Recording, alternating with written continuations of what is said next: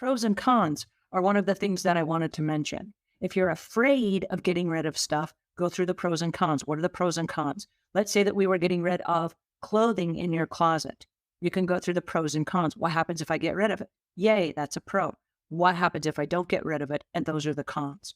So by having a logical conversation with yourself, sometimes that removes the pain of, do I really need this? Am I really going to use this?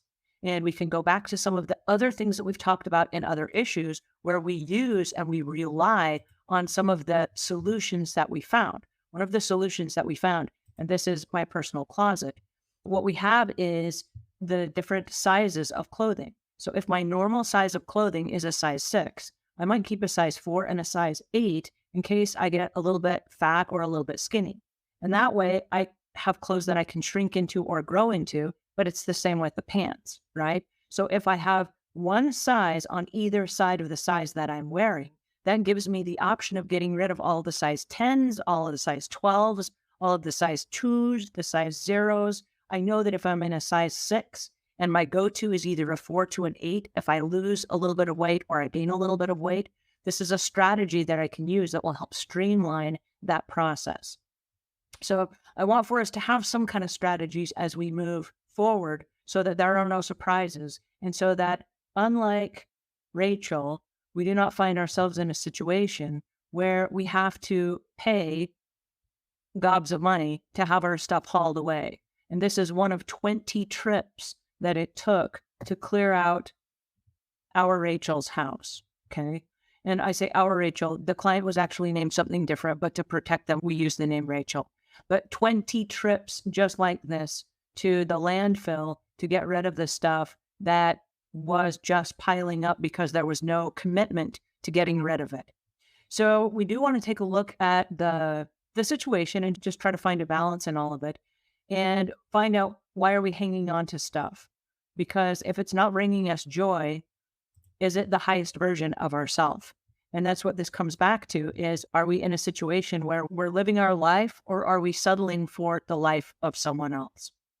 All right, here is another reason why some people become paralyzed with decluttering. I'm paralyzed when it comes to cleaning out my kids' rooms. The kids have grown and moved. But I wonder if I will need the cribs when the grandkids come to visit. Or, maybe my children will want the furniture they used when they were young. I have so many toys that my kids enjoyed, I hate to just toss them. I'm frustrated because I could use the bedrooms for other purposes. But I don't want to get rid of the stuff, and then later. Wish I still had it. Please help me.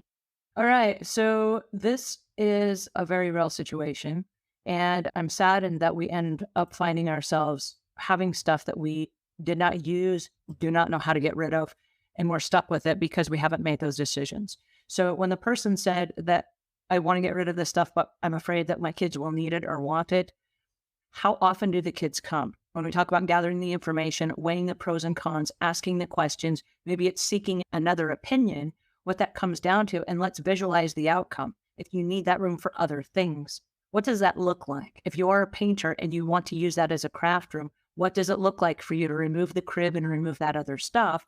And is the child going to come visit you while they're still an infant? We've had lots of grandparents that have held on to the hope that their grandkids are going to come.